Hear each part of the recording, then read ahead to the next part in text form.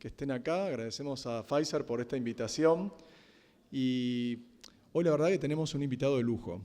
Yo lo conocí al doctor Soriano hace muchos años, yendo a visitar a un amigo en común en el Clínica, el doctor Miró, y la verdad que desde esa vez hasta ahora, que han pasado más de 15 años, la productividad y la ciencia que ha puesto arriba de la mesa Alex en temas que son de importancia fundamental para nosotros, como infecciones osteoarticulares, bacteriemias, tratamientos de gram negativos resistentes a carbapenemes, ha sido impresionante. Nosotros hemos notado ya varias veces que el grupo de médicos, tanto del Clinic como de otros hospitales de España, ha sido líder en cambios de la práctica de la medicina infecciosa, en muchas áreas, en muchísimas áreas. La verdad que entonces siempre es un placer tener un speaker. Él es el jefe del servicio de medicina infecciosa del Clinic de Barcelona y dijo que solo diga eso. Pero yo me costaría decir eso porque sería injusto por el nivel de speaker que tenemos. Cuando uno tiene una persona que ha publicado más de 300 trabajos en Medline, que está en las guías de cada cosa europea que es importante, que ha hecho o que ha mostrado trabajos que han cambiado nuestra práctica, que lo siguen haciendo todo el tiempo, la verdad que estas cosas son muy, muy relevantes para nosotros. Así que no solo es un honor tenerlo, Alex, sino que es una iluminación tenerlo para todos nosotros. Siempre nos enseña algo nuevo, siempre aprendemos, nos llevamos algo. Así que yo te agradezco muchísimo, Alex, a Pfizer y a ti por esta presentación y sin más, vamos a aprender del impacto en la vida real de estos tratamientos nuevos para bacilos gram negativos resistentes a carbapenemes. Bueno, Martín, pues muchas gracias por la introducción y gracias a Pfizer también por la invitación. Bueno, pues contento de estar aquí. Vamos a hablar de manejo de infecciones por bacilos gram negativos y siempre, este es un disclaimer, siempre les recuerdo la guía Mensa, solo 2 apuntes, ya lo comenté ayer en la charla. Recuerden que hay versión también para Android y que aproximadamente está en unos $15 anuales, así que creo que es un precio que luego cuando puedan valorar el contenido verán que realmente vale la pena. Pero en cualquier caso, si alguien lo desea y me escribe un mail a soriano@clinic.cat, yo le envío una versión libre durante 3 meses para que la valore y luego si quiere pues que la disfrute, ¿no? Dicho esto, los puntos que quería tratar hoy son estos 6 que tenemos aquí, ¿no? Y que básicamente van a ir desde cómo hacíamos en el pasado y qué impacto tenía sobre la evolución de los pacientes, el manejo de la infección grave por bacilos gram negativos multiresistentes y de qué disponemos ahora, ¿no? Pero sobre todo al final quiero adentrarme en un punto que es crítico, ¿no? Y que muchas veces dejamos atrás o que olvidamos, que es el impacto que tiene el manejo del paciente desde el primer momento en que tiene fiebre o en que debuta con la sepsis, ¿no? Porque esto, cuando pasamos a tener drogas nuevas, ¿no? que empezamos a reconocer que son más potentes, el problema es que colocarlas en primera línea luego cuesta tremendamente. Pero en cualquier paciente con sepsis, y ahora hablábamos antes de entrar con Martin, ¿no? Que en cardiología, en oncología, bueno, pues en primer lugar que siempre tienes un margen, ¿no? Tienes unas horas de actuación, pero además parece que el precio pues tampoco importa en estas entidades, ¿no? Pero es que en infectología, en el paciente con sepsis, el timing es fundamental, ¿no? Y abordaremos un poco este aspecto y cómo manejamos esta dualidad, ¿no? Es decir, tenemos fármacos que son mejores, pero en qué punto las ponemos al principio, de entrada, ¿no? Porque claro, este es el salto al final cualitativo que hay que dar si queremos que nuestro paciente realmente se beneficie de estas nuevas terapias, ¿no? Miren, vamos a revisar con esta diapositiva un poco lo que hemos venido haciendo durante estos últimos años antes de disponer de nuevos betalactámicos. Y aquí está la clave, nuevos betalactámicos. Porque la infección por un bacilo gram negativo, si algo ha quedado claro en la literatura, es que si tienes un buen betalactámico no hay nada que pueda con él. ¿De acuerdo? Es siempre la mejor opción, ¿no? Fíjense que en España, que tuvimos problemas importantes, sobre todo con KPC, y también con OXA48, pero sobre todo con brotes de KPC importantes, lo que observamos fue lo siguiente, ¿no?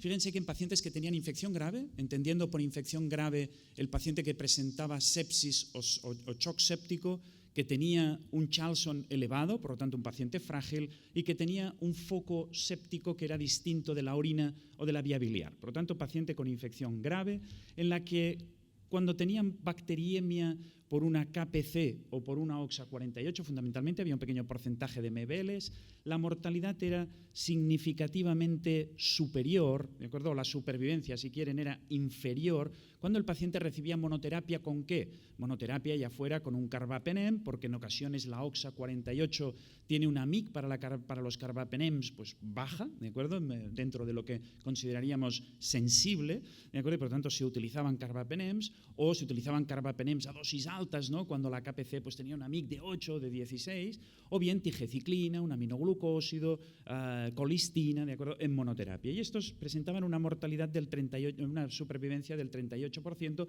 frente a la combinación de dos de estos fármacos, ¿no? Cuando combinábamos, en este caso, normalmente un betalactámico, preferiblemente a dosis altas, en perfusión continua, con colistina o con tigeciclina o con un aminoglucósido, entonces conseguíamos mejorar el pronóstico y pasábamos de un 38% a un 55% de supervivencia, que era significativo, ¿no? Por lo tanto, un antibiótico malo, ¿de acuerdo? 38% de supervivencia, dos antibióticos malos en combinación, 55%, ¿no? Volveremos luego sobre estos datos para ver cómo comparan con las nuevas opciones, ¿no? Pero fíjense que les he comentado antes que un betalactámico es siempre lo óptimo, ¿de acuerdo? Y el problema es rescatarlo, ¿de acuerdo? Y ahora veremos, lógicamente, que lo rescatamos con inhibidores de betalactamasas, ¿no? Pero ¿qué sabemos de la ceftazidima, ¿no? Que es el fármaco que hoy disponemos con una gran actividad, como veremos luego, frente a distintos tipos de carbapenemasas, bleas y también frente a Pseudomonas aeruginosa, ¿no? Y de hecho, si uno va a la literatura ya pasada, puede encontrar varios ensayos comparativos donde ceftazidima en pacientes con neutropenia febril, por tanto con infecciones graves, se comparaba o bien con meropenem o bien con cefepima. Y lo que se deducía de estos trials, de estos estudios comparativos, es que ceftazidima es tan eficaz en estos pacientes con infección por bacilos gram negativos, insisto, en paciente con neutropenia febril, como un carbapenem, como meropenem en este caso, o como cefepima, ¿no? Por lo tanto, es un betalactámico tremendamente eficaz y, como hemos dicho, cuando tenemos un betalactámico para una infección por un bacilo gram negativo, un betalactámico activo, evidentemente, ¿de acuerdo? Esta es la mejor opción, ¿no? ¿Cómo rescatamos la ceftazidima? La rescatamos con avibactam. Y avibactam es un inhibidor de betalactamasas que es un poquito distinto de los clásicos que conocemos, ¿no? Clavulánico, sulbactam, tazobactam. Fíjense que los clásicos, los que conocemos, tienen una estructura muy parecida a la de un betalactámico, ¿no? Fíjense que tiene el mismo anillo betalactámico, de hecho, con un segundo anillo, ¿de acuerdo? Pues que le hace parecer, en este caso, pues mucho a una penicilina, ¿no? Bien, son muy similares a un betalactámico. El avibactam no, es un poquito distinto y esto le confiere unas propiedades en las que no voy a entrar, ¿de acuerdo? Porque nos llevaría un poco más de tiempo, pero lo hacen intrínsecamente un inhibidor más eficaz. Pero hay un segundo elemento que hace que la diferencia con los clásicos sea determinante y es un elemento realmente muy simple, muy sencillo, pero determinante, ¿no? Y que lo voy a ilustrar en la siguiente diapositiva. Miren, estos autores, en un modelo de fibra hueca, este modelo de fibra hueca, que a mí me parece es muy interesante, porque lo que hace este modelo de fibra hueca es medir la eficacia de los antibióticos, pero de forma continua, y midiendo, digamos, a lo largo del tiempo, ¿de acuerdo? Modificando, digamos, la cinética del antibiótico, como sucedería en el cuerpo humano, ¿no? Por lo tanto, puedes medir, ¿de acuerdo? Puedes medir la eficacia del antibiótico, ¿de acuerdo? Como si lo estuvieras haciendo en el cuerpo humano, pero en un modelo in vitro, ¿no? Y mides así la eficacia bactericida del antibiótico, ¿no? ¿Y esto por qué es importante? Miren, estos autores lo que hicieron fue coger piperacilina, ¿de acuerdo? 4 gramos cada 8 horas, lo pusieron en el modelo, ¿de acuerdo? Y lo acompañaron o bien de tazobactam, por un lado, en una rama, o bien con avibactam por la otra. Por lo tanto, era la misma piperacilina, pero combinada con tazobactam o con avibactam. Y fíjense que hay un elemento que es fundamental. ¿Cuánto damos de tazobactam? 500 miligramos, ¿de acuerdo? ¿Y cuánto damos de avibactam? También 500 miligramos. ¿Pero cuál es la semivida de eliminación del tazobactam? 1 hora. Es una semivida muy corta. Mientras que la del avibactam es 2 horas y media. Es decir, casi 3 veces más larga la semivida de eliminación. Y esto es totalmente determinante, porque recuerden que piperacilina solo será eficaz mientras los niveles del inhibidor estén presentes en sangre por encima de un determinado nivel. ¿De acuerdo? Hay unos niveles que están establecidos a partir de los cuales, una concentración, a partir de la cual el tazobactam o el avibactam hacen que la piperacilina sea eficaz. Pero en el momento en el que el tazobactam cae por debajo de ese nivel, evidentemente la piperacilina deja de tener eficacia. De tal manera que si uno mira el tiempo en el que la piperacilina es eficaz, es activa, por encima de la CMI, esto fue el 44% del tiempo en el caso del tazobactam y de casi el 73-74% en el caso del avibactam. Por lo tanto, esta diferencia farmacocinética simple, además teniendo en cuenta que la ceftazidima avibactam la infundimos en 2 horas, lo cual ya en sí mismo alarga el tiempo de exposición, hacía que en el modelo in vitro piperacilina tazobactam fuera ineficaz para la eliminación de esta blea, una Klebsiella pneumoniae CTX-M15, y sin embargo la combinación con avibactam fuera extremadamente eficaz y rápidamente bactericida en 24 horas. ¿No? Por lo tanto, tenemos un betalactámico que conocemos del pasado muy bien y que es tremendamente activo, y un inhibidor de betalactamasas que es más potente que los clásicos, entre otras cosas, porque tiene una farmacocinética que se solapa muy bien con la del betalactámico. Y esto, insisto, es absolutamente esencial para que el betalactámico funcione. Hay muchos datos retrospectivos y luego retrospectivos sobre la eficacia de ceftazidima avibactam. En este caso, es verdad que los trials, como todos sabemos, se hacen en un contexto que luego a la práctica no nos sirve, porque no queremos tratar un coli sensible con ceftazidima avibactam o una infección urinaria. Lo que queremos es tratar una neumonía por una pseudomonas multiresistente o por una Klebsiella productora de KPC, ¿no?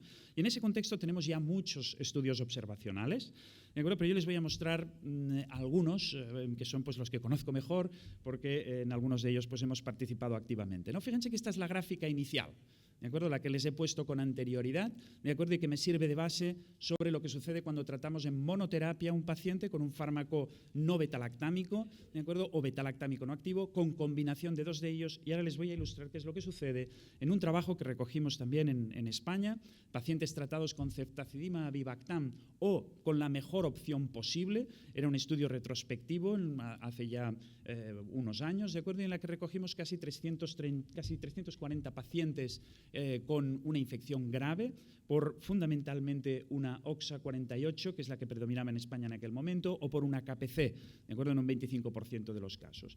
Todos tenían una infección grave y habían recibido, como les decía, o bien una opción, ¿no? La opción típica, la combinación de 2 fármacos, meropenem, colistina o aminoglucosis, etcétera, o por lo menos 48 horas de ceftazidima avibactam. El estudio multivariante fue contundente. Los pacientes que recibían ceftazidima avibactam tenían una mortalidad significativamente más baja, 60% menos de mortalidad cuando se ajustaba por la gravedad de la infección, de acuerdo, y la comorbilidad del paciente. Pero quiero llevarles a ver la gráfica, ¿no? Es decir, cómo se comportaba la supervivencia en el tiempo de aquellos pacientes que habían recibido Best Available Therapy, que sería la combinación del estudio previo, y fíjense que era prácticamente idéntica, 50-55% de supervivencia, ¿de acuerdo? Pero, ¿qué pasaba con el betalactámico, con un betalactámico activo? Pues lo que sabemos que pasa cuando utilizamos en una infección grave un betalactámico activo, ¿de acuerdo? Y es que la supervivencia se incrementa, en este caso, hasta el 78%, ¿no? Por lo tanto, un incremento, un salto, ¿de acuerdo?, en términos de mortalidad que, desde luego, no es despreciable, ¿no? La experiencia es fundamentalmente con KPC, con OXA48, yo creo que son las betalactamasas que predominan ciertamente en Europa, aunque la cosa está cambiando ya también, y en nuestro país ya la segunda betalactamasa más importante es BIM, ¿de acuerdo? Por lo tanto, también, ¿no?, esto es algo que se está homogeneizando en el mundo entero, donde las metalo-betalactamasas están incrementándose, y en este sentido es verdad que también tenemos la suerte de que la combinación de avibactam, en este caso ceftazidima avibactam, como producto comercial que disponemos con aztreonam, es sinérgica, porque, como saben, el aztreonam no se hidroliza por el efecto de las metalo-betalactamasas, sí, en cambio, por las bleas, y el avibactam, como bloquea la blea, permite al aztreonam ser activo como betalactámico, digamos, fundamental, ¿no? Estos datos se han publicado en la literatura, la combinación es bactericida, ¿de acuerdo? Y en este caso, más del 80-90% de las cepas presentan esta sinergia. De hecho, hay datos clínicos que por cuestiones comerciales ahora aquí no podemos mostrar, pero el grupo italiano tiene una serie, una cohorte de pacientes con infección grave, con bacteriemia fundamentalmente por metalobetalactamases en Italia, que tratados con la combinación de ceftazidima, avibactam y aztreonam tienen un pronóstico significativamente mejor que los que reciben otras alternativas, de acuerdo a esta combinación tremendamente eficaz. Pero como les decía, yo les he mostrado los datos de los que tengo más experiencia, porque los conozco más de cerca, pero hay un metaanálisis reciente que revisa toda la experiencia con ceftazidima avibactam en el manejo de pacientes con infección grave por una carbapenemasa, fundamentalmente, por una enterobacteria productora de carbapenemas. Y fíjense que el metaanálisis, que al final el endpoint primario es mortalidad a 30 días, es contundente de nuevo, ¿no? Dice que la mortalidad es significativamente más baja en aquellos que reciben la combinación, el tratamiento con ceftazidima avibactam versus las otras opciones o las otras alternativas, ¿no? Con una ratio de 0,55. Recuerden, y esto es un punto también que se ha observado en algunos de estos estudios observacionales que les comento en el metaanálisis, que idealmente saben que por prescripción administramos la ceftazidima avibactam en 2 horas, en una perfusión de 2 horas. En esto los nuevos betalactámicos pues, han ido mejorando, ¿no? y ya entienden que la perfusión debe extenderse, ¿no? Pero incluso hay algún dato que dice que si lo infundimos en 3 horas o incluso en perfusión continua sería incluso más beneficioso, y es algo que tenemos que tener presente. Pero además el metaanálisis dice individualmente para KPC, individualmente para metalobetalactamasa cuando se combina con aztreonam, e individualmente también en términos no solo de mortalidad, sino de curación clínica y obviamente de menor nefrotoxicidad, ceftazidima avibactam salía realmente bien parado. Pero ¿cuáles son los datos con respecto a pseudomonas? Frente a enterobacterias, creo que hoy hay pocas dudas, ¿no? de la eficacia, ¿no? Pero ¿qué datos tenemos sobre pseudomonas? Hay menos datos observacionales, ciertamente, y evidentemente aquí tenemos otro betalactámico muy activo, que es ceftolozano tazobactam, y que uno y otro tienen diferencias en el sentido de que ceftolozano tazobactam por lo general tiene una dilución menos, 1 o 2 diluciones menos en términos de actividad intrínseca, en valor de la CMI, ¿no? Pero no se han confrontado el uno con el otro. Tenemos datos de actividad y de tratamiento frente a infecciones por pseudomonas con buenos resultados para cada uno de ellos individualmente, pero fíjense que este año en Antimicrobial Agent se publica un estudio en el que los autores, en su experiencia y de forma retrospectiva, evalúan 100 pacientes que fueron tratados con ceftolozano tazobactam y 100 que fueron tratados con ceftazidima avibactam. Todos ellos, perdonen, con una pseudomona multiresistente, infecciones de diversos tipos. Pero fíjense los 3 elementos que he seleccionado en la parte de abajo de la diapositiva.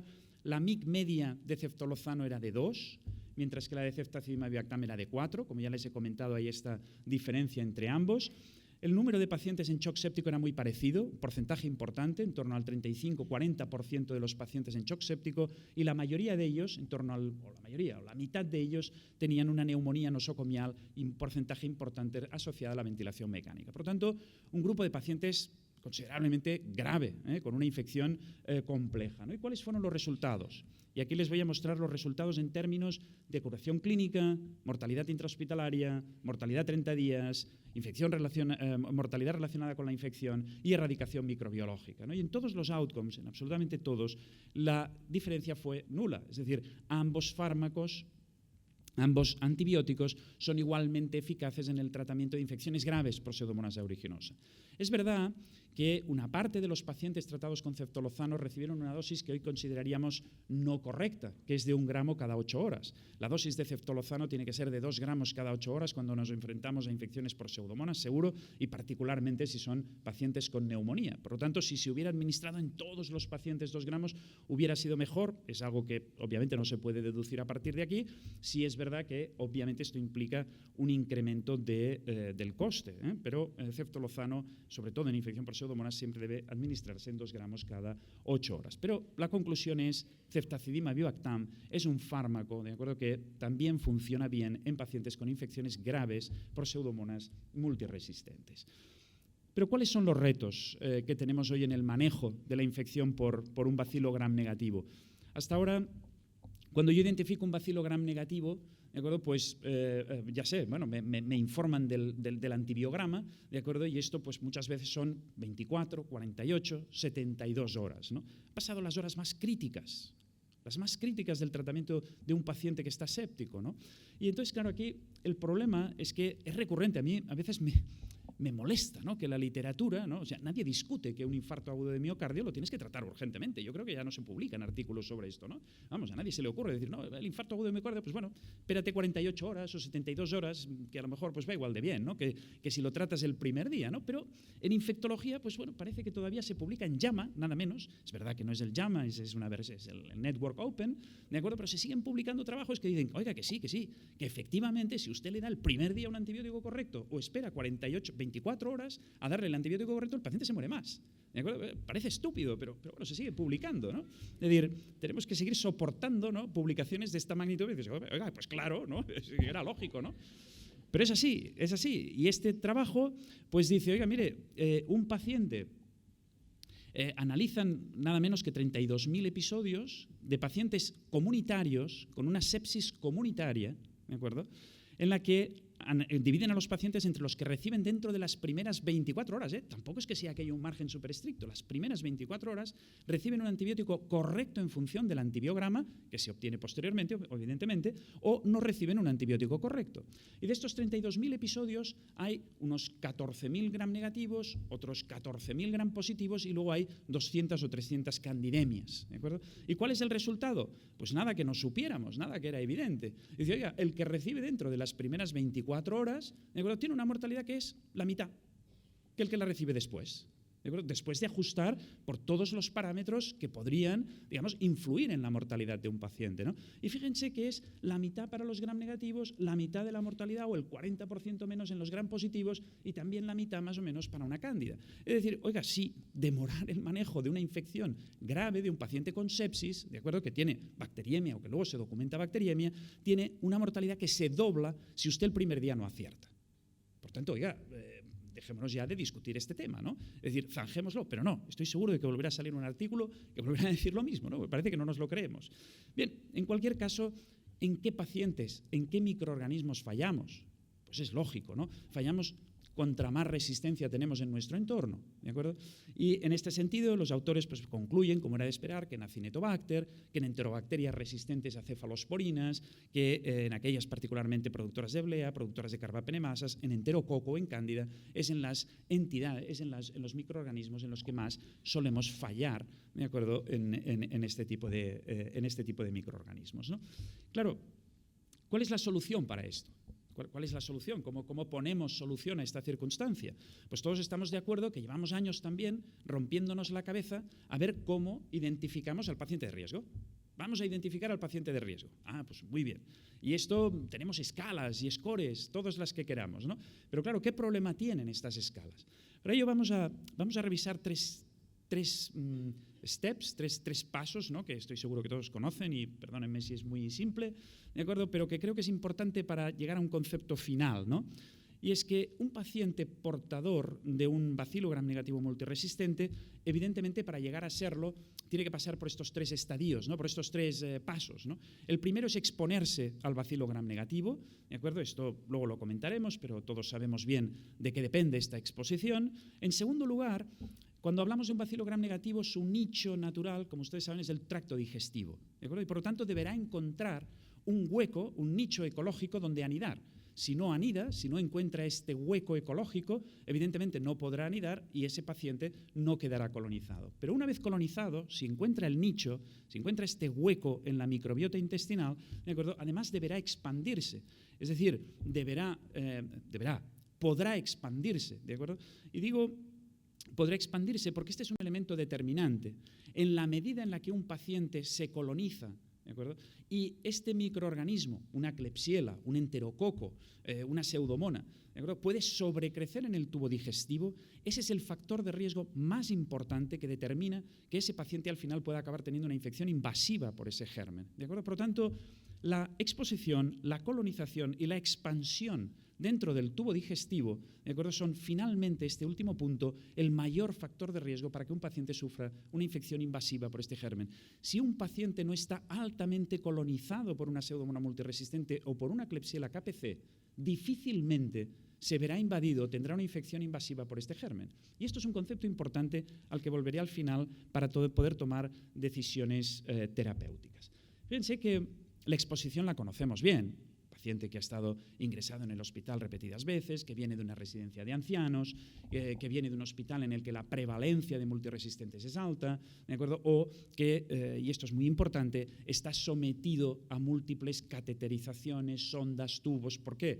Porque evidentemente, cuantas más tubos y sondas tiene un paciente, más toqueteado es por el personal sanitario, que es al final el vector de transmisión último de los microorganismos multiresistentes, ¿no? Por lo tanto, estos son factores que conocemos bien como factores de exposición. Y el segundo punto, ¿de qué depende la colonización y la expansión? Pues de que la inmunidad de colonización, ¿qué es la inmunidad de colonización? Nuestra microbiota. Nuestra microbiota es esencial para protegernos de la colonización de cualquier germen externo. ¿Y cuál es el mayor agresor de la microbiota? Pues como todos sabemos bien, la exposición a los antibióticos. En la medida en la que un paciente ha sido sometido a una exposición antibiótica, particularmente si ha sido una exposición extensa en el tiempo y a antibióticos de amplio espectro, su microbiota está más deteriorada, su inmunidad de colonización más deteriorada y más fácil será que adquiera la colonización y sobre todo, y más importante, la posterior expansión de este microorganismo con el consiguiente riesgo que tendrá de padecer una infección profunda. Pero no es el único factor. Recuerden que los pacientes que están sometidos a un estrés profundo, pancreatitis aguda, politraumatismo, cirugía mayor, quemados extensos. Estas circunstancias, por motivos que no se conocen bien, parece que hay modificaciones en los azúcares de la superficie de la mucosa, hacen también modificar la flora. Y por último, la quimio y la radioterapia también impactan en la microbiota y por lo tanto, aun en ausencia quizá de de antibiótico de amplio espectro, pueden ser factores de riesgo. Y esto, entre la colonización y la expansión que da lugar al riesgo, pueden pasar 3-5 días, sobre todo si el paciente está expuesto a una antibiótico-terapia de amplio espectro. Habrán tenido quizás la experiencia de que un paciente ingresa, le haces un frotis rectal, un hisopado rectal, el paciente no es portador aparentemente, le pones un meropenem, ¿de acuerdo? Y a los 3 días le vuelves a repetir, o a los 5 días le vuelves a repetir el frotis y resulta que es portador de una carbapenemasa. Y tú dices, hombre, es que no la tenía. No, probablemente la tenía. En concentraciones muy pequeñas, en densidades muy pequeñas. Le has puesto meropenem, el meropenem ha acabado de aumentar el hueco ecológico, de acuerdo, que le ha dado ventaja darwiniana ahora a la KPC, de acuerdo, para sobrecrecer, y el paciente ahora, de acuerdo, es un portador de amplia densidad, de acuerdo, y a riesgo de hecho de padecer una infección por la carbapenemasa, ¿no? Pero lo que quería concluir es todos los scores que ustedes pueden encontrar en la literatura, ¿de acuerdo?, que se han diseñado en un hospital concreto, ¿de acuerdo?, y que de hecho la mayoría no se han validado en otros centros, ¿de acuerdo?, dicen o incluyen cualquiera de estos factores, ¿de acuerdo? ¿Y cuál es el problema? Que si ustedes van ahora a su hospital y miden cuántos pacientes cumplen alguno de estos factores o más de uno de estos factores, pues oiga, la mayoría. Por lo tanto, pues mire, tengo que tratar a todos con esto, ¿no? ¿Qué valor predictivo positivo tienen? Muy bajo. Realmente los scores tienen un valor predictivo positivo muy bajo. Tendrías que acabar tratando prácticamente a todo el mundo, ¿no? ¿Cuál es el verdadero factor, el crítico, el determinante, ¿de acuerdo?, que me sirve para decir, oiga, este señor tiene un riesgo altísimo de padecer una infección invasiva, ¿de acuerdo?, aunque no siempre, lo veremos luego, ¿de acuerdo?, por este germen multiresistente, la colonización rectal. Este es el elemento importante. Y estamos acostumbrados a utilizar la colonización rectal como muestra de screening, para el control de la resistencia, ¿no? O sea, la tenemos como una muestra, pues eso, ¿no?, de screening. No. El frotis rectal, y es lo que voy a tratar de explicarles al final, ¿de acuerdo?, puede ser una muestra clínica determinante para un buen uso del tratamiento antibiótico. Lo veremos al final. Vamos a proseguir. La epidemiología en Latinoamérica, me da vergüenza explicarla yo, ¿no? Así que voy a pasar por encima y daré dos conceptos que me han parecido interesantes, ¿de acuerdo?, porque ustedes la conocen bien. Este es un trabajo publicado recientemente de la doctora Gales, en la que cogen datos de los años del Atlas, 2017-19, ¿de acuerdo?, en enterobacterias resistentes a carbapenems, con una MIC para carbapenem de más de 2. Coli, proporción de bleas, 32%, como nosotros, un porcentaje alto, ¿de acuerdo?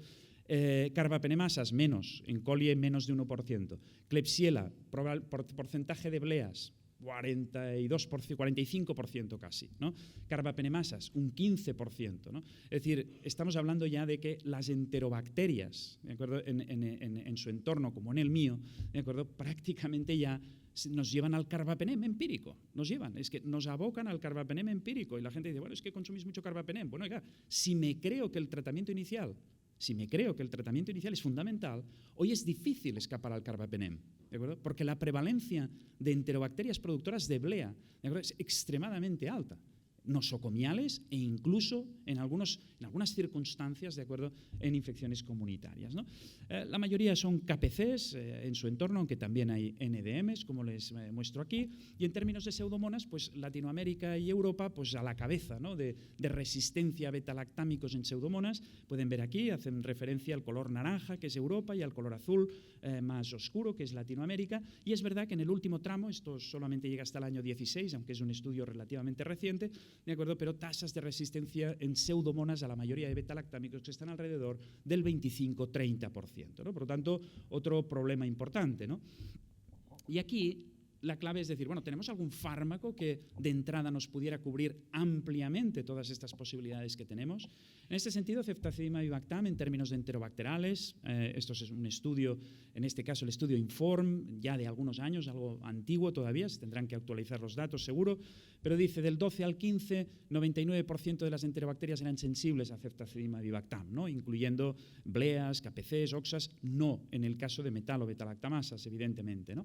Y en términos de pseudomonas, que me ha parecido curioso, ¿no?, porque ayer lo comentaba también la doctora Villegas, si tuvieron la oportunidad, yo estuve también en la charla, muy interesante, de acuerdo, y comentaba este hecho, ¿no? En Estados Unidos, este es un estudio que se ha publicado muy recientemente en Lancet Microbe, ¿de acuerdo?, con cepas recogidas durante el año 18 y 19 de todo el mundo, cepas de pseudomonas multiresistente o resistente a carbapenems, mejor dicho, ¿de acuerdo?, y analizaba cuáles eran las características de las cepas en Estados Unidos. Fíjense que el círculo de Estados Unidos, que es el de arriba, es un círculo que es todo gris. Quiere decir que son pseudomonas que no producen carbapenemasas, ¿de acuerdo? Son resistentes por otros mecanismos, por pérdida de porinas, por aumento de, aumento de las bombas de expulsión activa, etcétera, ¿no?, modificaciones de las PPPs, lo que sea, pero no carbapenemasas, ¿de acuerdo? Con lo cual mantienen una actividad muy buena tanto ceftolozano como ceftazidimab y Bactam, ¿de acuerdo? Pero ¿y en Sudamérica qué pasa? Circulito de abajo. Aquí ya vemos más colores, ¿de acuerdo? Gris, aproximadamente un 30%, no tienen carbapenemasas, son resistentes a carbapenems, pero no tienen carbapenemasas. Por tanto, aquí ceftolozano y ceftazidimab y Bactam, bien, ¿de acuerdo? Pero fíjense que tenemos en azul oscuro, ¿de acuerdo?, un porcentaje nada despreciable de pseudomonas productoras de KPC, donde ceftolozano ya no sería activo, y un porcentaje bastante amplio probablemente sí mantendría actividad ceftazidimab y Bactam. Luego tenemos el lila, que serían metal o betalactamasas, ¿de acuerdo?, productoras de BIM fundamentalmente, donde aquí ninguno de los dos funcionaría y probablemente incluso la combinación aztreonamab y Bactam probablemente para pseudomonas BIM tampoco sea, por desgracia, 100% exitosa, es por lo tanto algo que también es una limitación, ¿de acuerdo? Y en azul más clarito lo que nos dice es que hay pseudomonas, un 15-20%, que además comparten diferentes carbapenemasas, ¿no? Por lo tanto, es un marco infinitamente más complejo. La relación, el trabajo íntimo con el laboratorio de microbiología, estoy seguro, no hace falta decirlo, es absolutamente esencial hoy para manejarse en el tratamiento de la infección por bacilos gram negativos, ¿no? En términos generales, volviendo al estudio anterior, insisto, cepas del año 2012 al 2015 en Latinoamérica, cuando uno mira la actividad frente a pseudomonas, frente a todas las pseudomonas recogidas de ceftazidimab y Bactam, pues es aceptablemente buena, ¿no? Un 90% eran sensibles, ¿no? Mientras que para un carbapenem, pues como hemos dicho, como mucho estaría en un 65-70% de sensibilidad. Por lo tanto, nos ofrece claramente desde un punto de vista global una mayor cobertura frente a pseudomonas aeruginosa.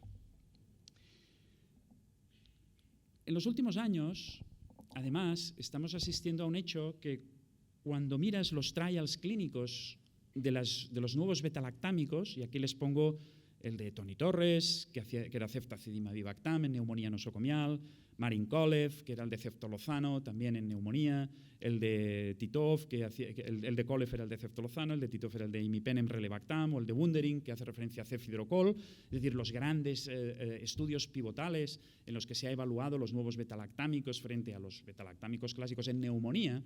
¿De acuerdo? Cuando miras la etiología, resulta que el patógeno predominante de la neumonía nosocomial ya no es Pseudomonas.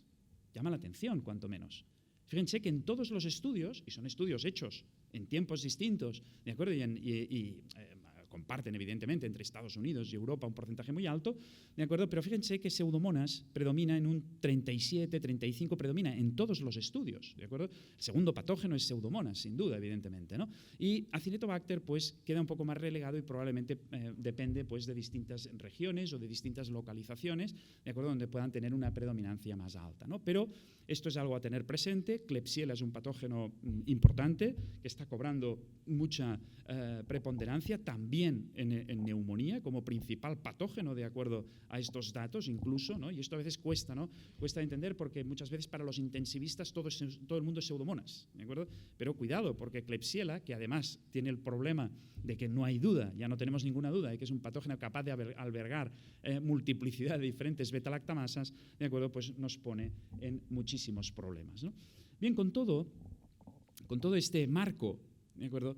¿Qué nos dicen las guías? ¿Qué nos dicen las guías de cómo hemos de tratar a un paciente que tiene una infección documentada por un bacilo multiresistente?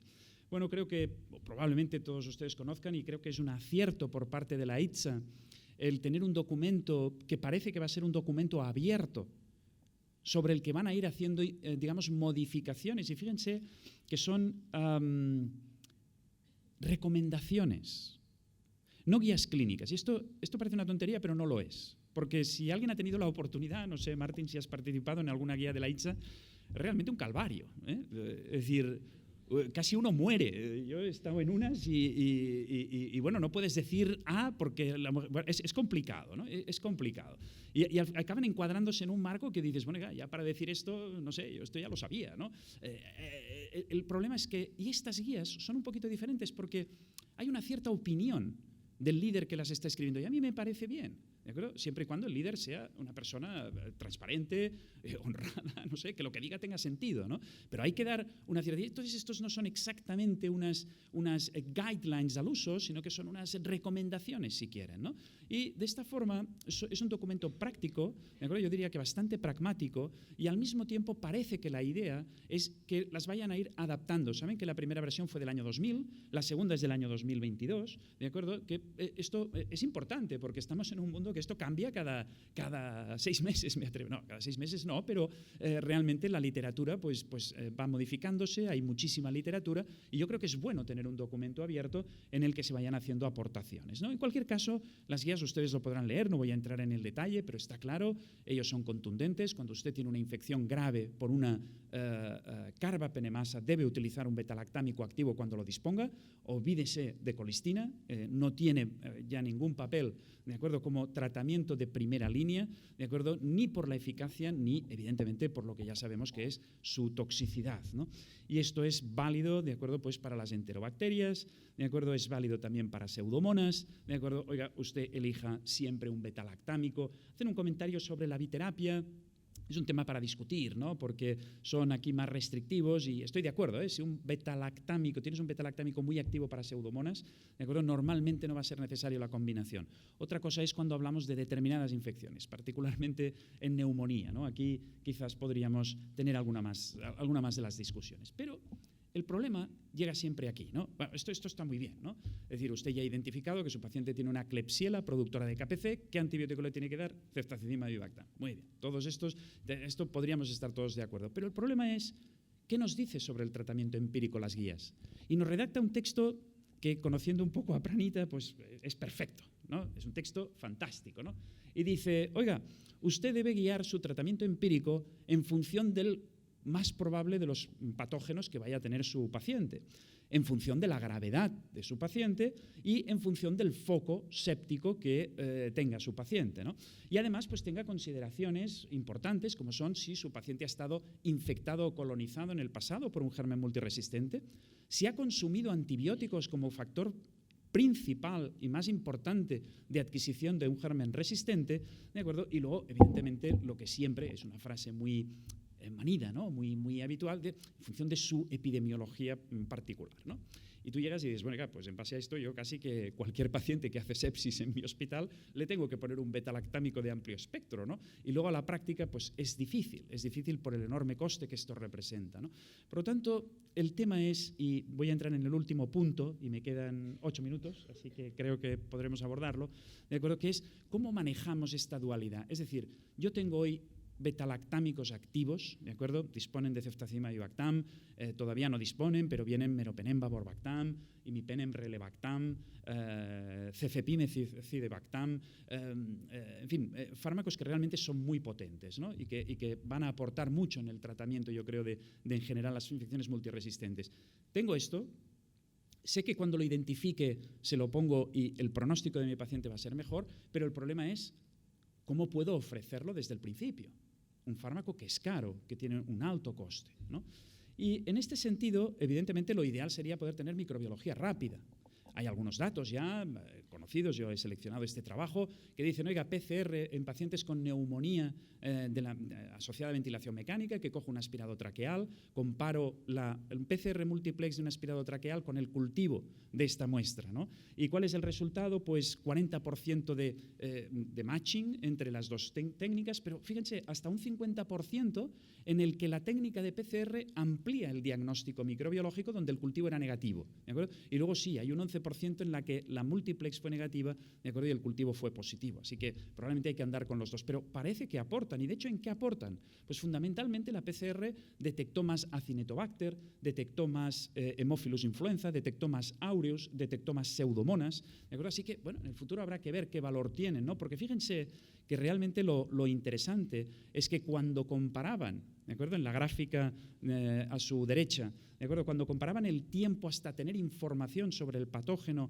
y la posible actividad de diferentes fármacos, ¿de acuerdo? Esto fueron 72 horas en el cultivo, 3 horas y media en la rama de la PCR multiplex, obviamente aplicada, ¿de acuerdo?, a la cabecera del enfermo, con técnicas que, ¿qué pasa?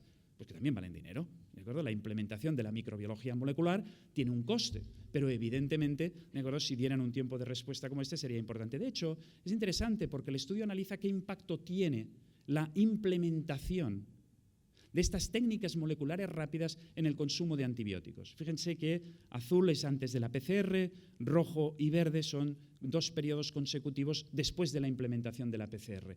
Y hay descensos significativos en el uso de colistina, tigeciclina, meropenem, ¿de acuerdo? Y que se incrementa, por un lado, pipertazo, para cuando saben que no tiene una carbapenemasa y me evito el uso de un carbapenem para evitar los problemas derivados ecológicos derivados de un carbapenem, ¿de acuerdo? Y en segundo lugar, incrementan ceftazidimab y Bactam porque entonces tratan dirigidamente a aquellos que identifican mediante múltiplex PCR, ¿de acuerdo?, que este paciente tiene una pseudomonas multi-R, tiene una Klebsiella KPC y entonces aumentan en ese grupo de pacientes, ¿de acuerdo?, el uso de este tipo de patógenos. Pero bien, ¿tenemos todos técnicas de microbiología molecular al lado de la cabecera del enfermo?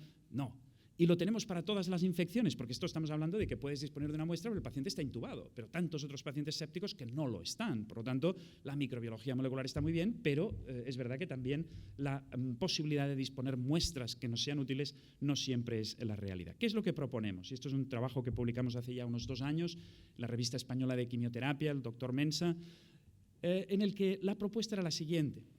En pacientes que tienen un cuadro séptico, no estamos hablando de cualquier paciente, pacientes que tienen un cuadro séptico o shock séptico, ¿de acuerdo?, por un lado, ¿de acuerdo?, o que tienen alto riesgo de evolucionar mal, es decir, si no los tratamos precozmente, sobre todo pacientes frágiles, ¿no?, con un Charlson score elevado, ¿de acuerdo? Y si además tenemos algún marcador biológico que claramente nos indica que este paciente está desarrollando una infección grave, ya sea porque tiene una PCR elevada, porque tiene un valor de procalcitonina alto, en el marco de este paciente grave, frágil, que además está en un entorno en el que el riesgo de tener una infección por una blea, una carbapenemasa o una pseudomonas multiresistente es alto, ¿de acuerdo?, que en mi institución es el paciente que está ingresado en el hospital, ¿de acuerdo?, la infección nosocomial, ¿de acuerdo?, un paciente que lleva ingresado en el hospital varios días y que además ha consumido antibióticos en el tiempo previo, ¿de acuerdo?, o un paciente que viene de la calle pero que ha estado ingresado recientemente y cumple esas mismas características. Por lo tanto, el marco de un paciente, ¿de acuerdo?, en el que el riesgo de padecer infección por alguna de estas 3 opciones es alto, ¿de acuerdo? Y con independencia del foco, porque muchas veces dicen, no, pero hay que mirar el foco. ¿Ah, sí? Oiga, si un paciente tiene neumonía, ¿tengo que cubrir gram negativos? Sí. ¿Gram positivos? Sí. ¿Y si tiene un foco intraabdominal, gram positivos? Sí. ¿Gram negativos? Sí. ¿Y una infección urinaria? ¿Gram positivos? ¿Tengo que cubrir enterococo? ¿Un paciente complejo o complicado? Bueno, pues sí. ¿Y gram negativos? También. ¿Y si tiene un catéter? Yo no sé cuál es su prevalencia de gram negativos en catéteres, pero en mi institución es alta. Bacteriemia de catéter por bacilos gram negativos puede alcanzar el 15%, 20%. Paciente que hace una sepsis grave, ¿lo tengo que cubrir también? Pues sí.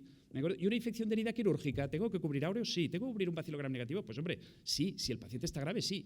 Por tanto, ¿es el foco tan determinante en un paciente de las características que les he mencionado? No estoy hablando de un paciente que viene de la calle con tos, expectoración, fiebre y una placa en la que tiene una condensación, evidentemente, ¿no? Estamos hablando de un paciente con una sepsis, ¿de acuerdo?, que está ingresado en el hospital, ¿de acuerdo?, con alto riesgo de tener, insisto, una blea, una carbapenemasa, una pseudomona, ¿no? En este contexto, el tratamiento empírico que mayor cobertura nos ofrece hoy es ceftazidimab y Bactam con una complementación frente a gram positivos, porque saben que no tiene cobertura frente a gram positivos, a diferencia de meropenem, que sí es activo frente a estafilococo sensible, ¿de acuerdo? Por lo tanto, linezolito dapto en nuestro entorno, vancomicina sería una posibilidad, y si es un foco intraabdominal, valorar también la posibilidad de añadir metronidazol, porque a diferencia de meropenem, ceftazidimab y Bactam no es activo frente a bacilos gram negativos, ¿no? Otra alternativa, evidentemente, podría ser un carbapenem con un aminoglucósido más, o colistina, más daptomicina o linezolid. Sería, evidentemente, otra alternativa que no requeriría una anaerobicida. Hay situaciones epidemiológicas concretas en las que se pueden encontrar y que deben tenerlo presente. Si ustedes piensan que su paciente tiene alto riesgo de tener estenotrophomonas maltophilia, pero es un paciente que ha recibido carbapenems durante muchísimo tiempo, neutropénico, hematológico. Estos pacientes tienen y pueden hacer neumonías muy graves por estenotrophomonas, ¿de acuerdo? Ceftazidimab y Bactam no sería activo, tampoco lo sería, obviamente, el meropenem, y aquí tendríamos que ir a tratamientos dirigidos, ya sea con cotrimoxazol, si tuviéramos esa sospecha. Y en el caso de Acinetobacter, pues si ustedes tienen Acinetobacter en su entorno, pues colistina, tigeciclina, etcétera, o metalos, ¿de acuerdo? Añadir aztreonam o colistina si se considerara incluso necesario. Pero estos son ambientes o entornos epidemiológicos concretos, ¿no? ¿Qué hacemos en estos pacientes? Hemos empezado un tratamiento de amplio espectro, ¿de acuerdo? Le hemos tomado muestras clínicas de entrada, ¿de acuerdo? Y el paciente, ¿de acuerdo?, a las 24 horas disponemos de muestras clínicas, ¿de acuerdo? Y los resultados de la microbiología son positivos. La microbiología convencional, los hemocultivos, el esputo, la infección en la orina, un absceso intraabdominal.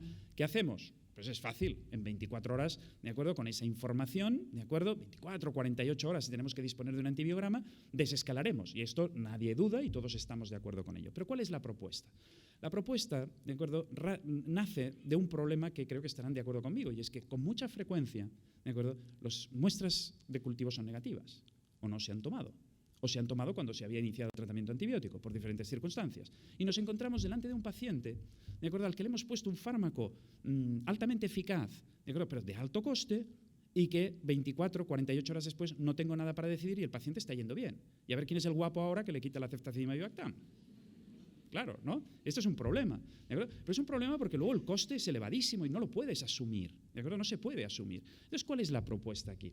La propuesta es que las muestras de screening de la superficie de las mucosas, ¿de acuerdo?, tienen que ser muestras de una gran utilidad clínica, cosa que no estamos haciendo hasta ahora. Una muestra de frotis faríngeo y una muestra de frotis rectal es tremendamente sencillo de tomar, ¿de acuerdo? No es una cosa compleja, ¿de acuerdo? Se puede tomar, ¿de acuerdo? Y esta información es al mismo tiempo de gran importancia, porque esta información la tendremos 48 horas después, si quieren, ¿no? Si se toma el primer día, en 48 horas tienes información detallada de lo que hay en un frotis rectal, ¿de acuerdo? Y a las 48 horas tu paciente estará más estable, le habrás dado un antibiótico eficaz, lo cual esto va a mejorar su pronóstico claramente, le habrás drenado el foco abscesificado, si lo tiene, le habrás retirado el catéter, si creías que era el foco, ¿de acuerdo? Habrás hecho una serie de cosas, le habrás puesto volumen, drogas, etcétera, y el paciente a las 48 horas tendrá que estar mejor. Y ahora está mejor y puedes tomar decisiones. Si hay muestras clínicas, ¿de acuerdo?, y si no las hay o son negativas, ¿de acuerdo?, miraremos el frotis rectal y el frotis de colonización.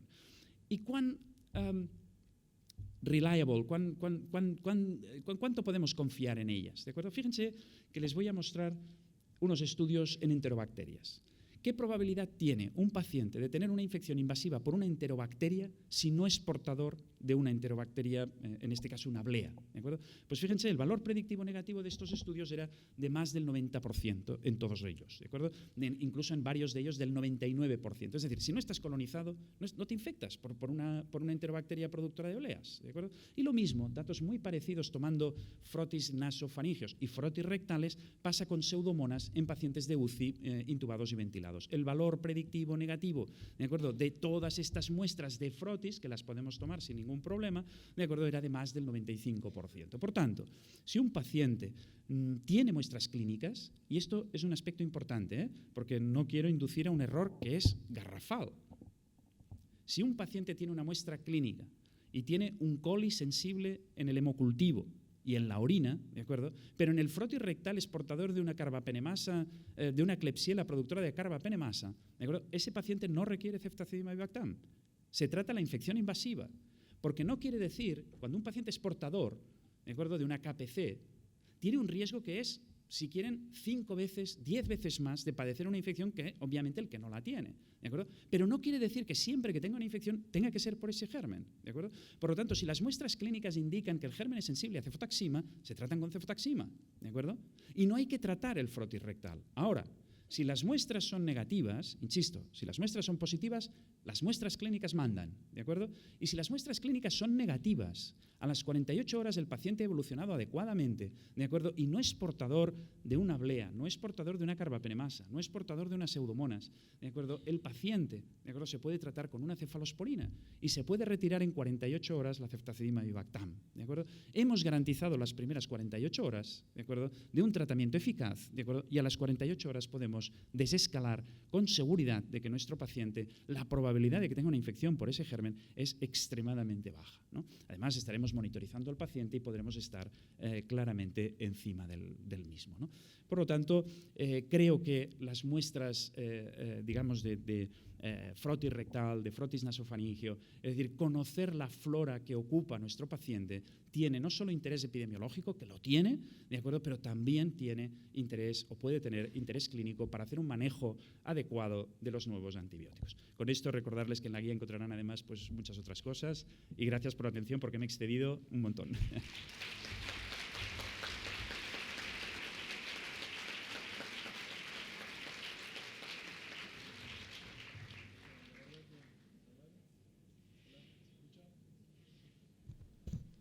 Ahora, ok, bueno, Alex, una charla que deja un montón de tela para cortar, ¿no? Increíble la evidencia, cómo ponerla junta, cómo interpretarla, para dónde ir, la incertidumbre clínica que tenemos con estos pacientes, las decisiones que hay que tomar al lado de la cama de los pacientes, que es difícil a veces con los scores y demás cuando uno está ahí enfrente y tiene que tomar estas decisiones. Así que, por una cuestión parroquial, lo primero que les voy a decir es que a la salida de este evento van a recibir un voucher para el lunch, que no se había comentado anteriormente, así que tengan en cuenta eso. Lo segundo es que, bueno, vamos a empezar con las preguntas, ¿no? Ya hay algunas que llegaron por la guía, yo voy a tener esta cuota, que si me permiten, de egoísmo, de hacer la primera, que es, ¿qué diferencia conceptual ves tú entre la guía del ITSA y la guía de la Sociedad Europea, en el sentido de dónde están las cosas que son distintas a tu entender? Conceptualmente, no necesitamos mucha granularidad, pero... Lo dices porque además no las he mencionado. No sé si se oye, ¿sí? ¿Sí? Ciertamente no es en estas guías, es siempre, ¿no? La Sociedad Europea, yo pertenezco y estoy extremadamente orgulloso de pertenecer porque creo que han hecho un salto en los últimos 15 años espectacular, ¿no? Eso no tiene ninguna duda, ¿no? Pero ahondan en lo que les decía con anterioridad, ¿no? Es decir, se ciñen estrictamente, ¿de acuerdo?, a la publicación y no dan margen, que lo entiendo, porque una guía, ¿de acuerdo?, tiene quiero decir, ya te dice lo que has de hacer. Dice, oiga, dígame lo que la literatura dice que ha de ser. Entonces dicen, vale, pues yo le digo, ¿no? Pero no interpretan, ¿de acuerdo? O sea, no hay interpretación. Cuando hay datos observacionales ya bastante contundentes, pero las guías no permiten hacer recomendaciones en base a datos observacionales, pues una guía te ofrece lo que te ofrece y una recomendación, ¿de acuerdo?, te permite ese margen, ¿no? Te permite ese mayor. Entonces yo creo que aquí la diferencia es fundamentalmente esta, ¿no? Es decir, aquí hay una recomendación en base a un sentido común de decir, oiga, si yo dispongo de un betalactámico activo, pues oiga, utilice el betalactámico activo, aunque no tenga un ensayo clínico que lo compare con colistina, porque es que creo que no sería razonable, ¿no? Y entonces en este caso las guías europeas, sobre todo en algunos aspectos, ¿de acuerdo?, en pseudomonas, bueno, creo que son extremadamente restrictivas, ¿no? Y las americanas me parece que son un poco más pragmáticas. Bueno, ahora empiezan a llegar preguntas un montón. Si quieren acercarse para hacer preguntas, bueno, ahí tenemos una pregunta. Vamos a empezar a tomar esas y vamos a intercalarlas con las preguntas de la app, que también pueden hacer preguntas en la app. Hola, hola. ¿Cómo está, doctor? Bastante enriquecedora la charla. Sobre Pseudomonas aeruginosa portadora de BIM, vemos de que es un problema bastante complicado. Habíamos hecho también un análisis de los estudios pivotales con las nuevas drogas como el imipenem relebactam y la asociación relebactam-astrionam. No sé si esta alternativa sería algo redituable o posible para enfrentarnos a Pseudomonas BIM o Pseudomonas portadoras de algún mecanismo como flujo y permeabilidad combinado con una betalactamasa de tipo PER. Sí, es complejo, ¿no? Imipenem relebactam sin duda aporta en el manejo de pseudomonas, pero no cuando son productoras de metalo, ¿no? Es verdad que sí aporta, es muy curioso el imipenem relebactam, ¿no? Porque si se dan cuenta eso no pasa con ningún otro betalactámico inhibidor, ¿de acuerdo? Y es que la actividad de imipenem frente a pseudomonas sensibles a imipenem, cuando le pones relebactam mejora significativamente, ¿no? Es decir, que realmente imipenem relebactam es un imipenem pero muy mejorado, ¿de acuerdo?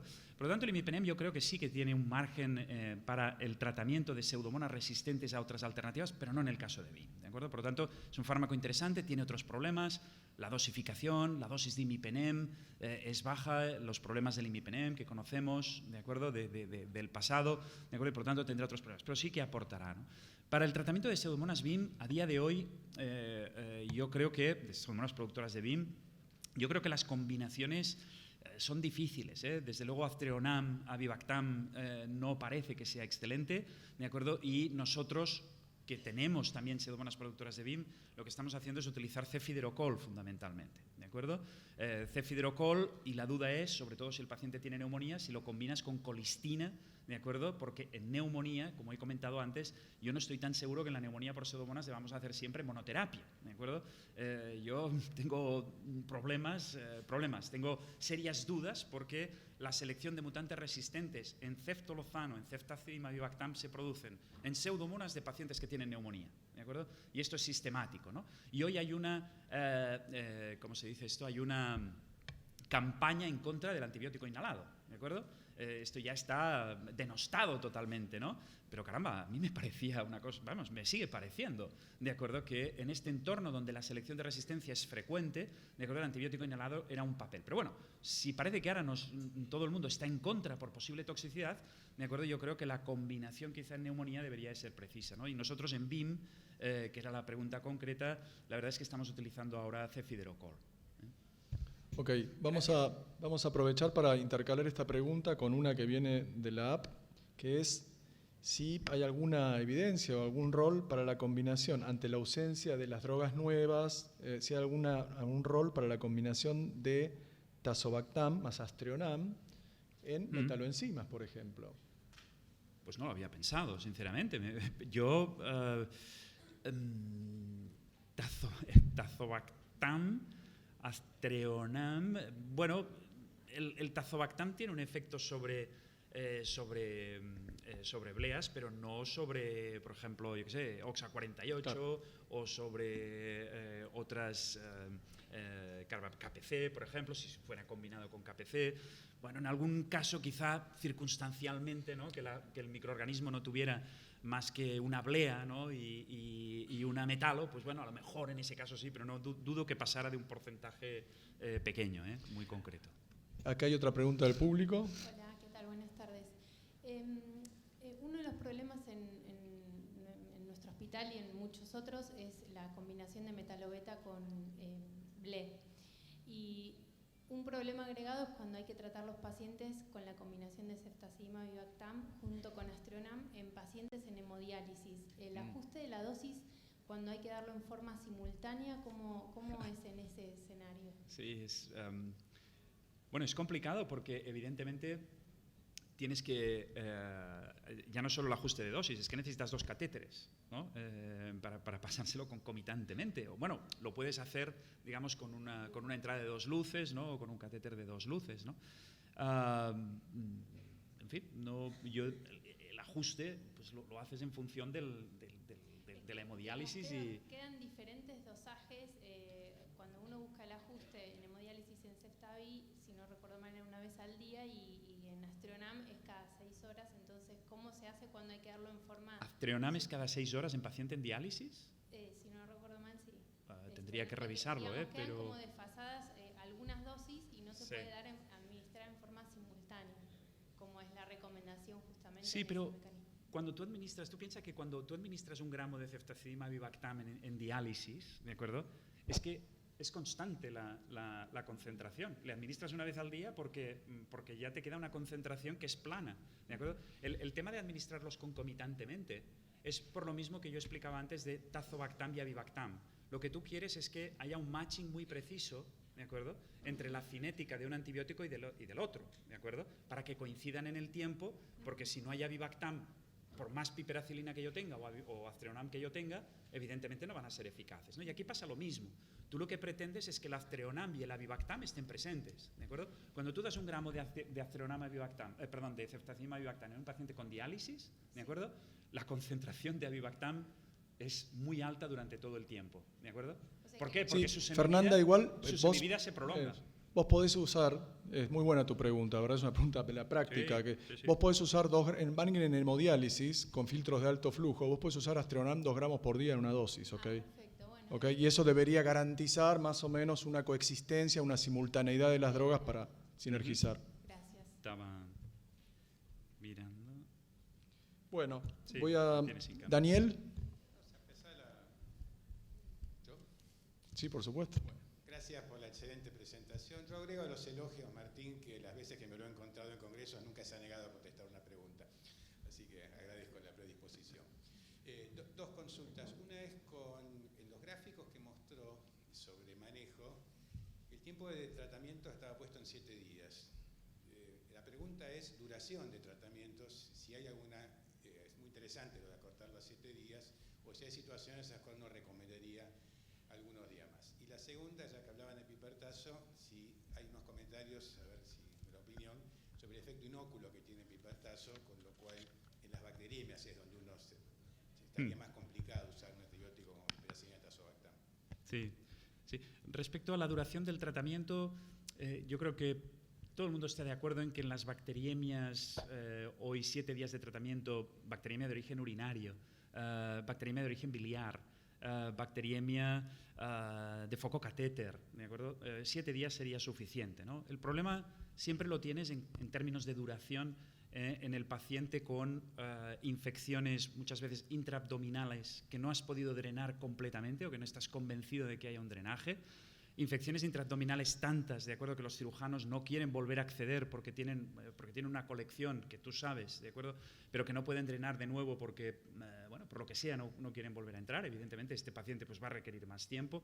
Y en el paciente con neumonía, ¿no? El paciente con neumonía, sobre todo con neumonía por pseudomonas, ¿de acuerdo?, es donde hay más debate, ¿de acuerdo?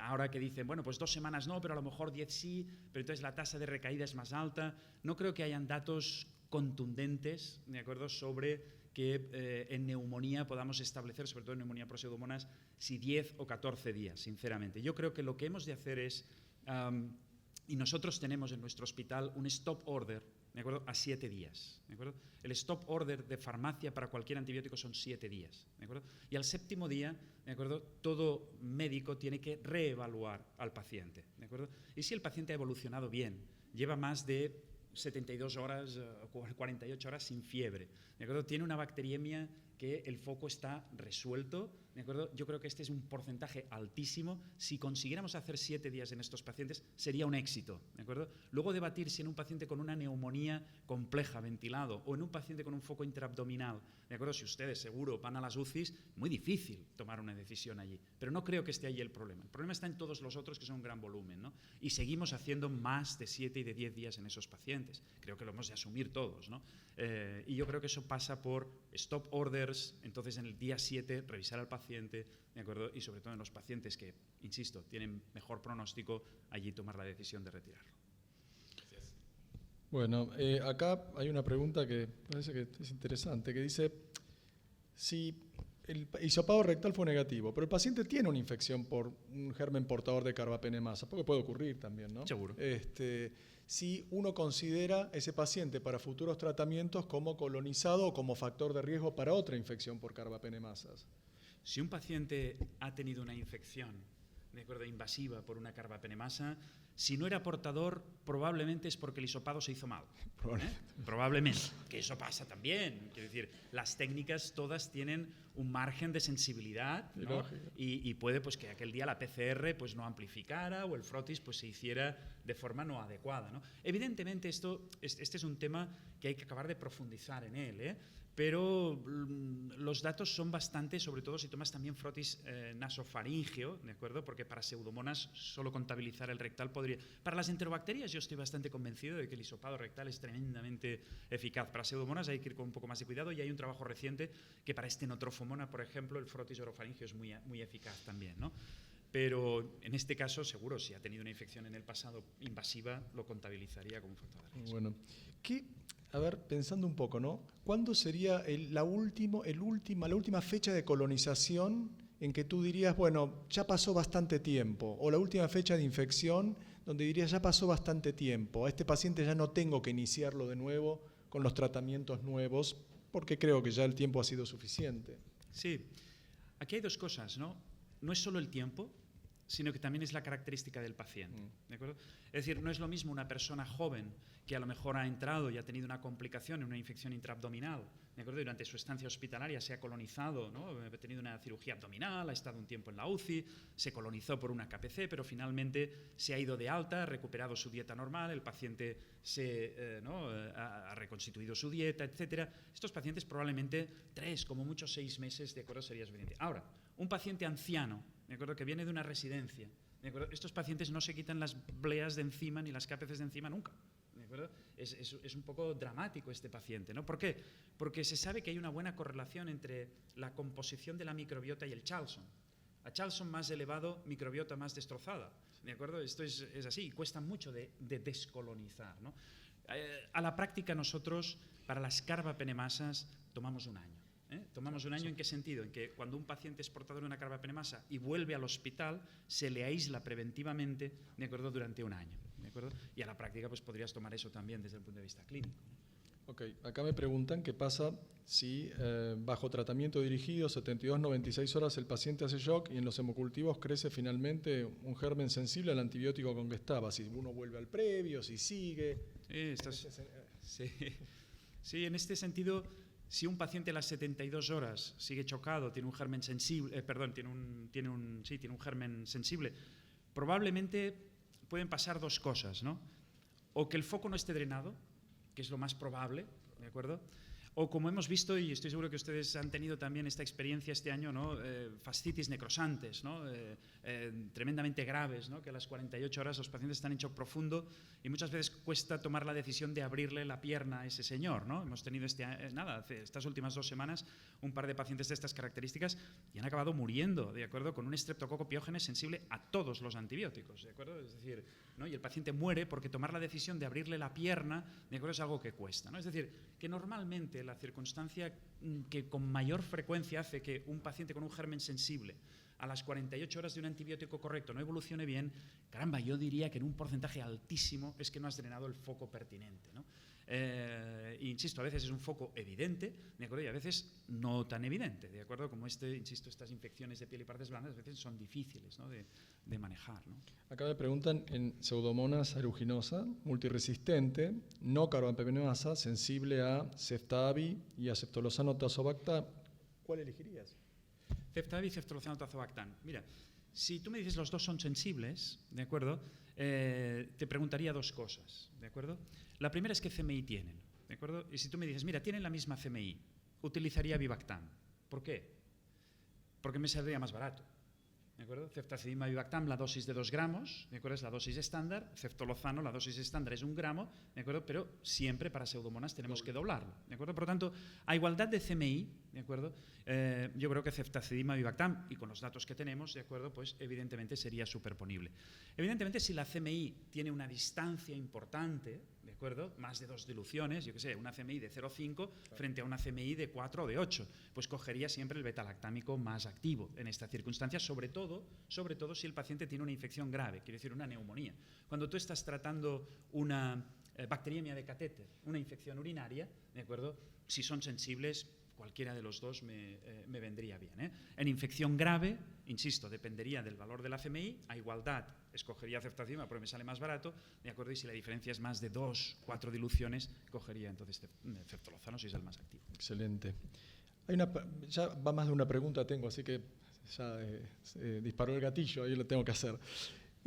Mecanismos combinados de resistencia, ¿no? Que es un tema. Si uno tiene, por ejemplo, una OXA con una NDM, una KPC con una NDM, una OXA con una BIM, ¿cuál es el camino a seguir en estos pacientes con mecanismos combinados, ¿no? ¿Cuál sería conceptualmente 1 o 2 ejemplos de cuál sería la terapia de elección en estos pacientes con mecanismos combinados? Que en Argentina tenemos un porcentaje no menor, ¿no? No menor. Bueno, yo creo que frente al que podemos actuar con más claridad es cuando tienes una metalo y una KPC o una OXA, ¿no? Y aquí yo creo que en vuestro contexto a día de hoy el más evidente es la combinación de ceftazidima y Vivactam con Aztreonam. No sé qué grado de recursos tenéis con Aztreonam, porque nosotros a veces tenemos problemas para adquirirlo, pero bueno, es verdad que en breve dispondremos propiamente de Aztreonam a Vivactam, seguramente, ¿no? Un producto de Pfizer, ¿no? Y que probablemente dispongamos en el futuro. Yo creo que esta es la más evidente, ya lo habéis comentado, lo domináis, porque lo manejáis, que es preferible administrarlo concomitantemente, etcétera, ¿no? Aquí yo creo que esto es óptimo. Es verdad que en España disponemos de cefidrocol, ¿de acuerdo? Y siempre, pues bueno, manejar un fármaco o tener que manejar 2, ¿de acuerdo? Que además los has de administrar concomitantemente hace, ¿de acuerdo? Que cuando dispones de cefidrocol, pues bueno, en estas circunstancias, para una bacteriemia de catéter, una infección urinaria, pues bueno, siempre es más sencillo poner un fármaco, ¿no? Que no tener que andar poniendo 2 fármacos simultáneamente cada 8 horas, ¿no? Eso presenta una cierta ventaja. Pero a día de hoy, sin cefidrocol, yo creo que este es el marco más habitual y me parece que es el que hay que utilizar. Ok, supongamos con escenarios, porque en nuestro país lamentablemente el primer agente que hay es ceftazidima Vivactam, pero no lo tienen todos, no está disponible en todos, como sabemos en todos los lugares, y supongamos este escenario de un germen, si se quiere, de tipo KPC, para no hacerlo más complicado, porque nosotros tenemos mucha NDM ahora, una Klebsiella pneumoniae, KPC, pero no hay ceftazidima Vivactam, no hay Imirrela, no están disponibles en este lugar. Entonces, pacientes con un score de increment relativamente alto, 8, no sé, o más, si usás terapias combinadas con estos agentes que nadie quiere usar, pero que son los que hay, ¿no? Sí, colistin, digeciclina, aminoglucósidos, sí, sin duda. Evidentemente, estábamos hablando de las nuevas combinaciones, pero podemos... o sea, ¿hoy abandonamos ya la colistina? No, realmente no la podemos abandonar. Cuando tienes NDM, que plantea problemas incluso para cefidrocol, ¿de acuerdo? Incluso, y lo he comentado antes, en el debate de la combinación en el tratamiento de la neumonía del paciente ventilado, ¿de acuerdo? Si tú me dices, vale, combinación, Alex, si tú crees que se ha de tratar en combinado y el inhalado parece que no es popular ahora, aunque yo sigo recomendándolo, ¿qué segundo fármaco le pongo a ceftolozano o a ceftazidima Vivactam? ¿De acuerdo? Pues claramente colistina. ¿De acuerdo? Colistina puede ser perfectamente un fármaco. Lo que pasa, y la ventaja es, que aquí la colistina acompaña los primeros 3-5 días, como mucho. ¿De acuerdo? Y por lo tanto el riesgo de nefrotoxicidad no es el mismo que si lo tengo que llevar a 7-10 días, que era lo que pasaba antes. Lo que pasaba antes cuando tú te enfrentabas a una KPC es que el tratamiento con meropenem y colistina no podía ser meropenem 10 días y colistina 3. No, porque el meropenem sin la colistina no funcionaba. Aquí lo que estamos diciendo es que la colistina, el aminoglucósido, ¿de acuerdo?, funcionan como aminoglucósidos. ¿De acuerdo? ¿Qué es? dosis 24, 48, 72 horas. El paciente mejora clínicamente, ¿de acuerdo? Baja la PCR, evoluciona bien, ¿de acuerdo? Le retiraría la colistina. Esto, evidentemente, para combinación cuando el betalactámico es activo. En la situación que tú planteas, NDM, en las que no tienes otras alternativas, colistina, ¿de acuerdo? Y en la medida de lo posible combinar. Lo que pasa es que no es tan fácil, y nosotros somos más tendentes a la utilización de tigeciclina, ¿de acuerdo? Doble dosis, 200 miligramos y... 200 y 100. Okay. 200 y 100 cada 12, sí, sí. Okay. Para infección grave, sí, sí, sí. Bien. ¿Alguna pregunta más del auditorio mientras yo voy revisando las preguntas que llegan en la app? Si quieren acercarse a los micrófonos, están invitados. Tenemos un poco más de tiempo. Mientras aprovecho, durante muchos años nos convencieron de que teníamos que usar, a pesar de que el germen fuera resistente a carbapenemes, que cuando no teníamos estas drogas nuevas, los betalactámicos con los nuevos inhibidores de betalactamasas, había que usar meropenem plus, meropenem más uno, meropenem más otro, o imipenem más uno, o imipenem más otro, y verlacin, que si era entre 8 y 16. ¿Vos pensás que queda un rol en todo esto, en alguien que no dispone de los tratamientos nuevos? Sí. ¿Con qué sin queda un rol?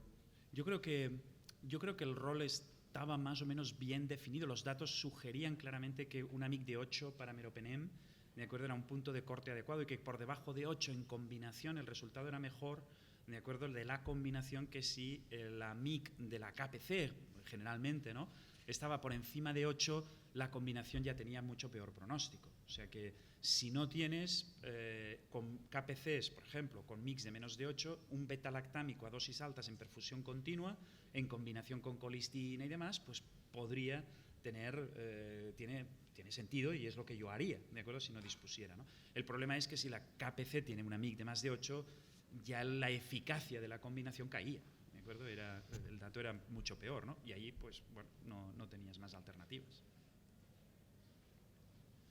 Me preguntan acá si es necesario volver a realizar hisopado rectal a un paciente en UCI que es positivo para carbapenemasa. Dice que lo consulta porque lo siguen solicitando semanalmente. No, creo que no. Debe ser un microbiólogo que está, claro, Seguro, está cansado. seguro. Con toda la razón. Con razón, y con razón. Con toda la razón. No, este tema de los hisopados rectales es un tema, ¿no? Es un tema porque el coste global es muy alto, porque hoy todo el mundo entiende, y yo discutiría eso, ¿de acuerdo? Pero todo el mundo entiende que en las unidades de cuidados intensivos, que en las unidades de hematología, se debería disponer de un hisopado rectal semanal o bisemanal, dependiendo de las áreas, ¿de acuerdo?, de forma sistemática, ¿no? Eso es un volumen de trabajo. Yo no soy microbiólogo, pero eso es un volumen de trabajo y un coste económico tremendo, ¿de acuerdo? Tremendo, ¿no? Y en el que sirve para tomar decisiones clínicas muy pocas veces. A mí me parece que se toman pocas decisiones clínicas, ¿de acuerdo? Evidentemente, mi problema en mi hospital es que yo lo que planteo es, utilicémoslo como una muestra clínica, ¿de acuerdo? Porque aquí sí que voy a tomar una decisión clínica en base a esto, ¿de acuerdo? Y lo que pongo en duda es si hemos de hacerlo 2 veces por semana, o si lo hemos de hacer 1 vez por semana, ¿de acuerdo?, o cada cuánto lo hemos de hacer, ¿de acuerdo? Yo no estoy tan seguro de cuál es verdaderamente el impacto de la monitorización semanal, ¿de acuerdo?, de este hecho. Evidentemente, ¿de qué depende? Depende de cuán estrictos seamos en las medidas, ¿de acuerdo?, de higiene de manos, etcétera, ¿no? Es decir, hacemos screening, ¿por qué? Porque a la que identificamos un paciente lo aislamos y demás. Claro, si fuéramos estrictos, ¿de acuerdo?, no sería tan necesario, ¿no? Pero bueno, es un tema. De hecho, hay una pregunta que la puedo concatenar con esta, que dice, y bueno, ¿y qué es más importante, screening o higiene de manos? No, sin duda alguna, higiene de manos, ¿de acuerdo? Ahora, que si usted me dice, ¿cuál es el grado de cumplimiento con hacer el screening y con la higiene de manos? Pues no hay color, ¿de acuerdo? No hay color, no hay manera de sobrepasar el 60, 70%. Bueno, 60 sería un lujo. En la pandemia. En la pandemia, ¿no? Exactamente, ¿no? Pero sí es verdad que lo que sí alguien me puede preguntar, y sería lógico, es, oye, si yo estoy haciendo screening en mi unidad semanalmente, ¿qué margen tengo si yo lo hago los lunes y el paciente me debuta con la sepsis el martes? ¿Tengo que repetirlo? No. ¿Y si lo hace el miércoles? Tampoco. Pero fíjense que yo les he dicho, y lo decía adrede, precisamente para responder a esta pregunta, que el tiempo que transcurre entre la colonización y la expansión en torno a 3-5 días. Por lo tanto, la validez del frotis, si tu paciente ha estado sometido a antibiótico-terapia, ¿de acuerdo? Pueden ser 3 días si quieres, pero no más, ¿de acuerdo? No más de 3 días. Es decir, si tú lo has hecho el lunes y el paciente tiene sepsis el martes, ¿de acuerdo? Quizás te vale, pero si la hace el jueves o el viernes o el sábado o el domingo, ya no puedes estar seguro de que no sea portador, no le puedes dar esa fiabilidad, ¿de acuerdo? Qué bueno. Aquí hay una pregunta más. Estoy siendo un poco abusivo con Alex, pero bueno. No. Es una oportunidad de oro, ¿no? Tenerlo acá, poder preguntar. Si en pacientes con MBL, dada esta ausencia de los fármacos nuevos en muchos lugares, si hay si tienes alguna experiencia o alguna opinión sobre la combinación de colistina más fosfomicina. Colistina más fosfomicina. Fosfo. Sí, para pseudomonas, ¿me decías, perdona? Para MBL, ¿no? Para MBL, perdona, para MBL. No, beta-lactamasa. la fosfomicina es un fármaco que nosotros utilizamos mucho, ¿de acuerdo? Que es sinérgico con todo, sobre todo con betalactámicos, es muy sinérgico. Por tanto, con independencia de que sea MBL o no, ¿de acuerdo? Sí es un fármaco, ¿de acuerdo? Que yo consideraría, ¿de acuerdo? Además, se le ha atribuido una cierta reducción de la toxicidad de los aminoglucósidos. Eso se conoce. Con colistina no tengo datos de que eso se produzca, pero saben que la fosfomicina, por un mecanismo, reduce la toxicidad del aminoglucósido, ¿de acuerdo? Por lo tanto, de alguna manera, ¿no? Cuando nosotros lo utilizábamos, sobre todo decíamos, bueno, además, ¿no? Tendrá ese potencial beneficio, ¿no? Pero es un fármaco que en combinación siempre, ¿de acuerdo? Yo creo que sí que tiene un papel. Sí. Alex, ¿ustedes hacen hemocultivos de control en bacteriemias por estos gérmenes resistentes a carbapenemes? Mira, han salido... Me gusta que me haga la pregunta. No, una pregunta de la app también, sí, ¿no? Que Daniel. Sí. No, porque hace poco, este año, nosotros generalmente no solemos hacer... Ya no es para estos gérmenes, En general, para bacilos gram negativos. Han salido 2 o 3 trabajos, uno de Vance Fowler, entre otros, ¿de acuerdo? Que decían, hay que hacerle hemocultivos de control a todos los bacilos gram negativos porque predicen... Bueno, yo esto no lo entiendo, ¿no? Eso es un clinical infectious disease, ¿no? Que a mí me soliviantó, me hizo pensar, porque no tengo la experiencia. En bacilos gram negativos, la tasa de persistencia bacteriana, a no ser que el catéter no se lo haya retirado, ¿de acuerdo? O que tenga un absceso no drenado, pues normalmente yo no hago hemocultivos de control en una infección urinaria, en una vía biliar, en un absceso drenado, difícilmente lo haré, ¿de acuerdo? A no ser, si el paciente al tercer día sigue febril y no ha bajado la PCR, pues bueno, probablemente sí le repetiré los hemocultivos, pero si no, así como en bacteriemia estafilocócica contundentemente a las 24 o 48 horas hay que repetir un hemocultivo de control, creo, y digo creo porque como no lo hago tampoco lo sé, ¿de acuerdo? De hecho tenemos un estudio para ver si prospectivamente esto que dijeron esos trabajos, que pasaron un poco por ahí, pues para ver si eso es ciertamente así, porque me parece que no, me parece que difícilmente eso va a ser así.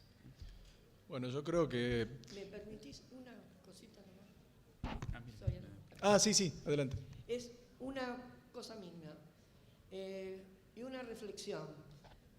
A mí me encantan los antibióticos. Yo soy microbióloga clínica, en infectología, y me encanta el nuevo funcionamiento, la actividad de los antimicrobianos, pero yo creo que nos estamos olvidando, o por lo menos tendríamos que hacer una reflexión acerca de los factores de virulencia de los microorganismos y contar con drogas, con moléculas que actúen sobre esos factores de virulencia. Porque muchas veces el ejemplo típico es la fascitis necrotizante por Streptococcus pyogenes, donde la bacteria es tremendamente sensible, uno puede actuar frente a ella con la penicilina, pero lo que está provocando todo el problema son sus factores de virulencia, toda su metabolómica y la influencia que tiene el resto del microbioma. Esto es una reflexión, simplemente creo que tendríamos que empezar a pensar en combinar estos antimicrobianos con drogas que actúen sobre los factores de virulencia. Bueno, era una reflexión. Bonita, ¿no? Reflexión para concluir, yo creo, ¿no? Sí. Excelente. Sí. Alicia, totalmente de acuerdo, ¿no? Nosotros, de hecho, en algunos de estos trabajos que citó Alex, de Crackle, mostramos que en algún grupo de pacientes donde tenés una OP distinta, les va peor, pero todavía no hay algo que podamos focalizar hacia el tratamiento, ¿no? Claro. pero son todavía pocos. Ojalá tengamos, porque hay que empezar a pensar afuera de la caja, ¿no? En algún momento, porque si seguimos pensando que todo lo vamos a solucionar iterando antibióticos, y bueno, no lo vamos a solucionar, eso es cierto, claro. Sin duda. Bueno, Alex, la verdad, te agradecemos muchísimo. Le agradecemos muchísimo a Pfizer por esta invitación, por este lujo que nos dimos. Y bueno, no tengo más que agradecerles a ustedes, haberlo aprovechado, Alex, todo este tiempo. Muchas gracias de nuevo. A vosotros.